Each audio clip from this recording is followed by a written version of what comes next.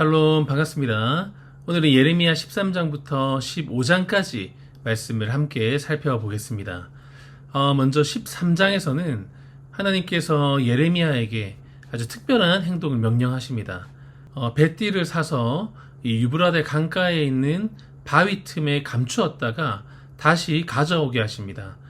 시간이 많이 흘렀기 때문에 완전히 썩어서 쓸모없게 되었죠. 하나님께서는 이 썩어버린 뱃띠를 통해서 이 유다 백성들의 영적 상태를 보여주신 거죠.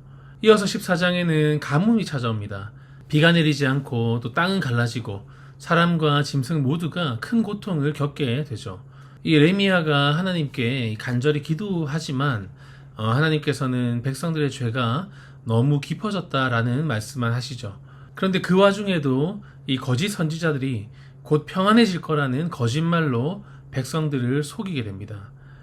그리고 15장에서는 이 하나님께서 모세와 사무엘이 나를 설득하려 해도 내 마음이 이미 돌아섰기 때문에 이 백성들에게 다시 향할 수 없다라는 말씀을 하시죠. 그리고 또 예레미야가 이 사명을 감당하면서 겪는 외로움과 고통이나 아픔들을 하나님께 솔직하게 토로하는 장면이 나옵니다. 이 예레미야서 전반에 흐르는 분위기가 사실 그대로 계속 이어지게 되는데 하나님께서 여러 가지 방법으로 이 유다 백성들을 돌아오도록 유도하시지만 이 백성들은 오히려 더 하나님으로부터 멀어지고만 있는 상황입니다. 오늘은 그 가운데 13장에 나오는 이 썩은 뱃띠의 비유를 우리 함께 살펴보겠습니다. 우리 먼저 13장 1절과 2절 함께 읽겠습니다. 여호와께서 이와 같이 내게 이르시되 너는 가서 뱃띠를 사서 내 허리에 띠고 물에 적시지 말라 하시기로 내가 여호와의 말씀대로 띠를 사서 내 허리에 띠니라. 이 하나님께서 예레미야에게 배로 만든 띠를 하나 사서 허리에 매라고 하십니다. 여기까지는 특별할 것이 없어 보이죠. 하지만 이어서 하나님께서 이상한 명령을 하십니다. 우리 4절과 5절 함께 읽겠습니다. 너는 사서 내 허리에 띈 띠를 가지고 일어나 유브라데로 가서 거기서 그것을 바위 틈에 감추라 하시기로 내가 여호와께서 내게 명령하신 대로 가서 그것을 유브라데 물가에 감추니라. 예레미야가 특별히 이유를 묻지는 않죠.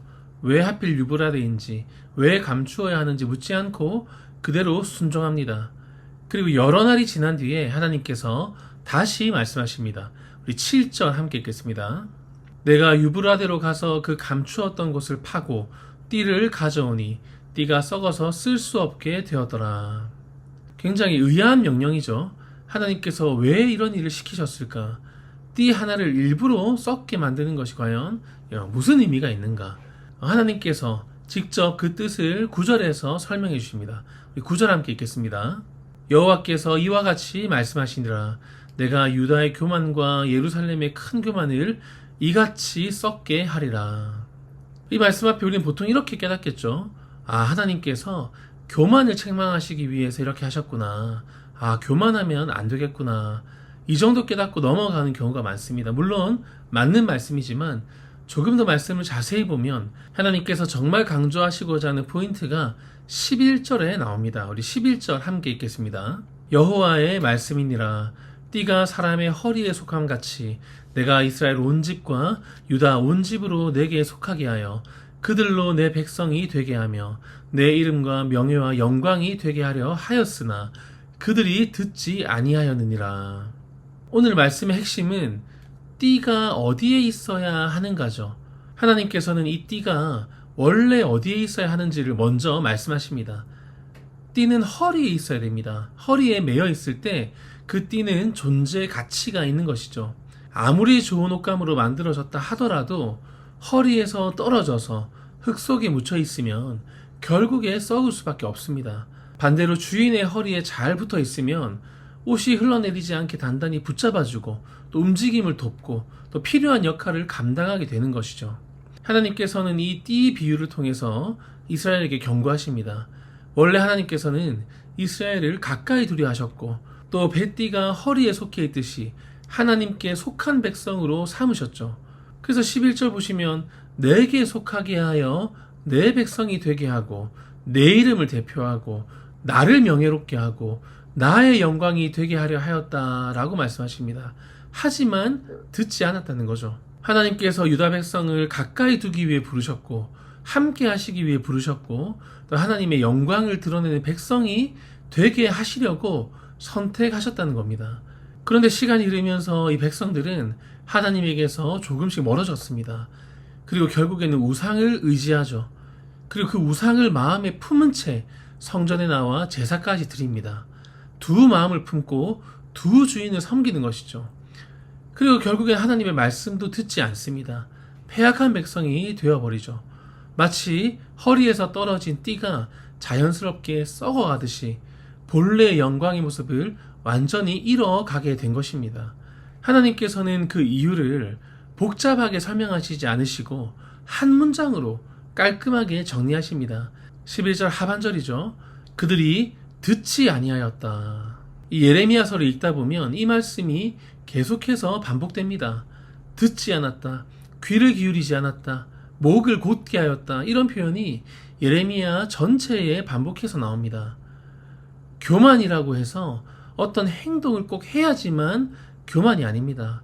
자기 자랑을 많이 하고 또 남보다 자신을 높이고 또 타인을 깔보는 그런 적극적인 교만만 교만이 아닙니다. 해야 할 것을 하지 않는 것도 교만이죠. 피조물로서 조물주의 말씀을 듣지 않는 것, 하나님 말씀에 관심이 없는 것, 또 말씀에 아무런 감격이 없는 것이 다 교만의 결과인 것입니다. 그들이 내 말을 듣기를 거절하였다. 이것만큼 하나님 마음을 아프게 하는 것이 뭐가 있겠습니까? 좀 어설프고 부족하고 실수하고 여전히 다듬어지지 않은 언행이 우리에게 남아있다 할지라도 그런 건 하나님께서 다 이해해 주십니다. 왜냐하면 성화의 과정이 있기 때문이죠. 결국 성경이 말하는 교만이라는 것은 내가 실수하고 넘어지는 것이 교만이 아니라 말씀을 듣지 않는 것이 교만입니다. 반대로 성경이 말하는 겸손은 뭐겠습니까? 말씀을 잘 듣는 것, 말씀을 부드러운 마음으로 듣고 또 착한 마음으로 듣고 열린 마음으로 듣는 것이 겸손이죠. 아무리 겸손하게 말하고 겸손하게 행동하고 또 낮은 자세로 다닌다 할지라도 말씀을 듣는 일에 소홀하다면 하나님 보시기에 그 사람은 교만한 사람인 것입니다. 말씀을 정리하겠습니다. 오늘 본문에 나오는 이 배로 만든 띠는 원래부터 썩은 것이 아니었습니다. 허리에서 떨어져 있기 때문에 썩은 것이죠. 원래 있어야 할 자리를 벗어난 결과입니다.